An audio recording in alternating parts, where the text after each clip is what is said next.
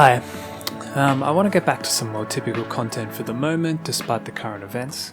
So I'm going to begin with a cropping update on the key growing regions here in Australia with a focus on the winter crop. So if you'd seen my video from early winter, you'd know that the season promised a lot with a fairly wet outlook and some large plantings across the country. Now while the eastern seaboard remains on track, there have been some problems developing in Western Australia, South Australia and the northwest Victoria grain region. However, if a good or even an average crop can be harvested nationally, there is growing demand and grain futures prices have stabilised near record levels running into the Australian harvest.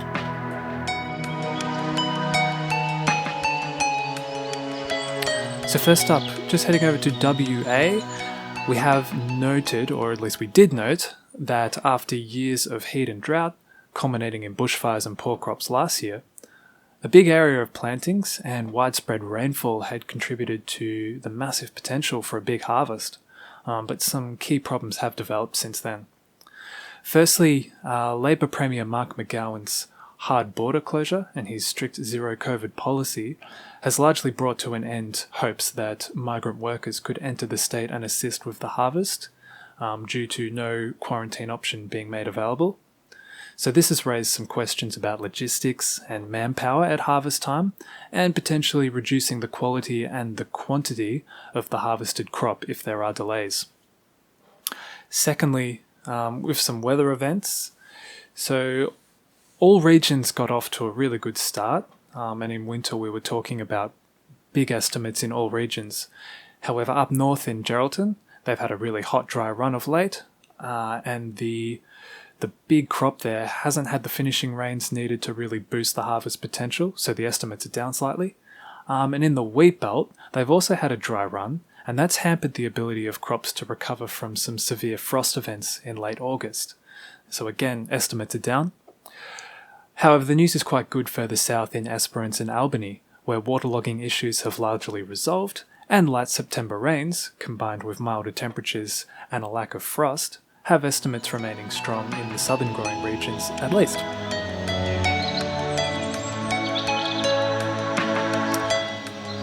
Over on the eastern seaboard, crop estimates have looked really strong in New South Wales and Queensland all year, and this was after a good crop in 2020 as well. And for the moment, the only remaining concern is in fact excessive rain at harvest or flooding. So up north, the winter crop harvest is underway. Queensland is set to have a really good crop, up 63% on last year's tonnage estimates.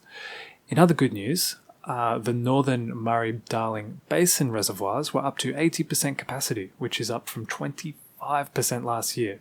So a really good winter filling season up north. And then further south in New South Wales, the sentiment does remain strong. They've got a weakening negative Indian Ocean dipole and a possible La Nina combining to bring wet conditions in spring, and that will finish off what is set to be possibly the second largest grain harvest on record for New South Wales. Touch wood. Down in the Riverina, they finished off a really successful 2020-21 summer season for rice, and it looks like at this early stage that will be backed up in 21-22. They'll get their full water allocation because the southern Murray-Darling reservoirs, such as the Hume Dam, are filling up fast or at capacity, and there's more rainfall forecast as well. However, this has caused a little bit of concern for grain farmers downstream of these reservoirs, who will be watching out for big rainfall events on already saturated soils, and with reservoirs already full, potentially causing flooding events which would really hamper production, particularly if it arrived at harvest time.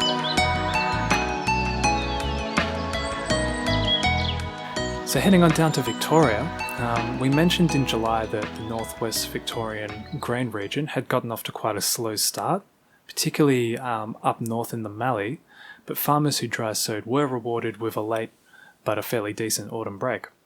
However, since then, over August and September, the rains that we were promised really haven't arrived, and most crops are looking a little bit sad, so estimates are down 20% for grains on last year's crop, which is still quite good, but obviously a little bit down from what we'd hoped earlier in the year. Despite this, the BOM, or the Bureau of Meteorology, has projected strong finishing rains through October and November, which should bolster harvest hopes.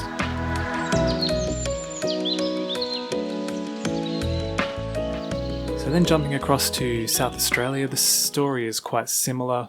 Over on their side of the border with the Mallee, the crops were already behind in development, and now they are well in need for a drink, with only small rainfall events which basically just kick the can down the road rather than fully replenish the soil moisture. So the bulk of the heavy lifting will have to be done by the Eyre Peninsula and down in the southeast growing region around Keith, where the prospects are admittedly looking much better. So hopefully with some good finishing rains, those two regions will help make up for the lack of production in the Mallee.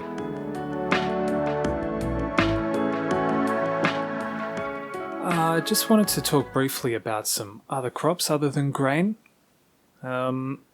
We mentioned rice in the Riverina, but also in New South Wales further north, cotton is making a comeback with all the water availability. And then up in Queensland, the horticulture industry, they're looking at a pretty strong harvest, but like WA, they're going to struggle with labour shortages, which will be a big issue for fruit growers with large orchards. And this is a bit of a shame because growers last year struggled with labour shortages as well, which they weren't able to adapt to quite as easily, and they had some really unfortunate erratic weather arrive right in time for harvest too.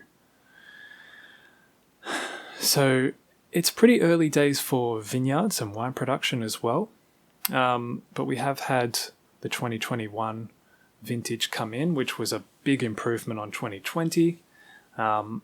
Wine export values, however, are still down following China's import tariffs coming into effect in November last year.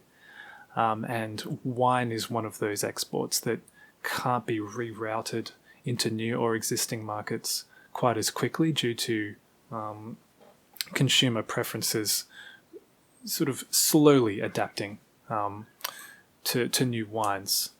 So still a little bit of struggle town in the wine industry as far as exports go, but a really good high yielding vintage in 21, and hopefully we get some fairly wet but also fairly mild conditions over this summer to get another really good crop in 22. Just looking at prices, so tonnage estimates are largely down across the board, but the futures markets on grains prices look really promising, particularly canola, which is stabilizing near record highs at $900 per ton. This follows a really tough growing season in Canada and falling production in Russia. So this will be of particular interest due to the proximity of the Asian market, which will reduce shipping costs.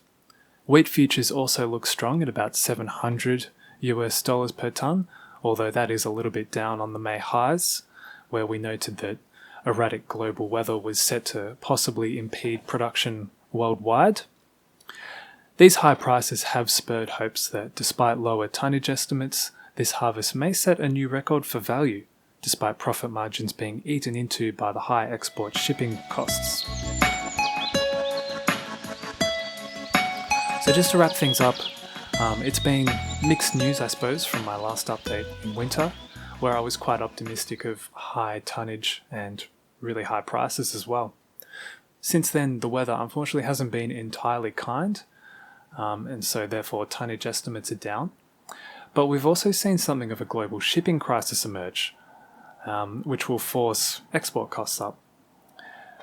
COVID restrictions, of course, are still around here in Australia, impacting labour availability at state borders, which will cause logistical issues at harvest, particularly in terms of clearing out the rest of last season's grain and getting this year's harvest into storage and then off to the ports for export via train or truck. However, the good news, of course, is that the futures prices remain high, and that'll bolster hopes of a full financial recovery for growers and farmers who were deeply impacted by the devastating drought conditions of 2017 to 2019. Hopefully, this will help offset the dramatic fall in the value of iron ore exports, which make up a massive portion of Australia's export revenue with China.